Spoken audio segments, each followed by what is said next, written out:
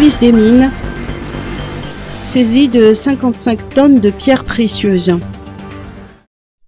La police des mines d'Antananarivo vient de saisir 55 tonnes de pierres semi-précieuses, de pierres ornementales et industrielles dans 47 catégories différentes.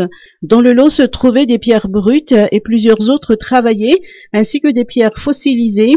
La police des mines cite entre autres une empreinte de poisson et une autre de coprolite, tous les deux dans la catégorie des produits prohibés. Deux suspects font l'objet d'une enquête.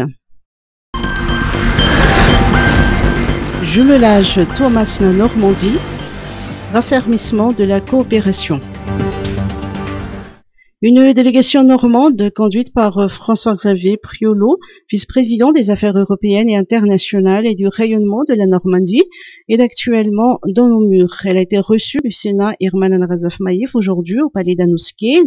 Le retien a été sur le raffermissement des liens de coopération des activités économiques entre le port de Havre de Normandie et celui de Thomas en région Atsinanan.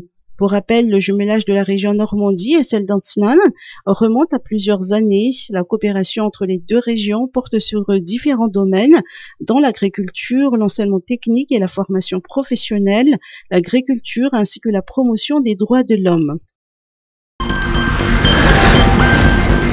OIF, lutte contre l'exploitation sexuelle des mineurs.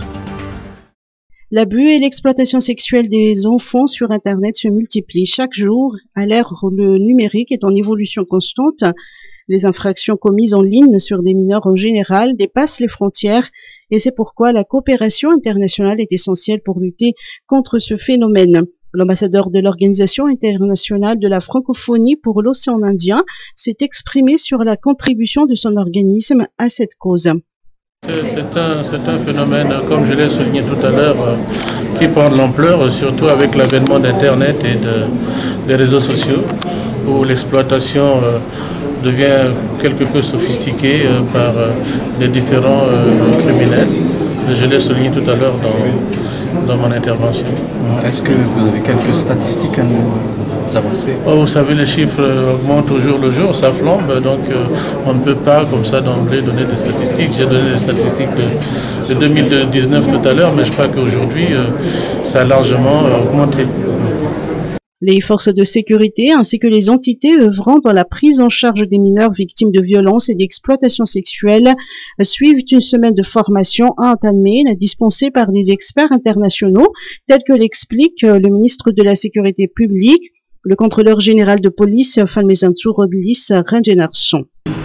Madagascar est ravi d'accueillir ce séminaire dont le thème constitue l'une des préoccupations majeures du gouvernement actuel, car il relève de la protection des personnes vulnérables, répondant à la vision du président de la République, et plus particulièrement la protection des enfants contre toute forme d'exploitation sexuelle.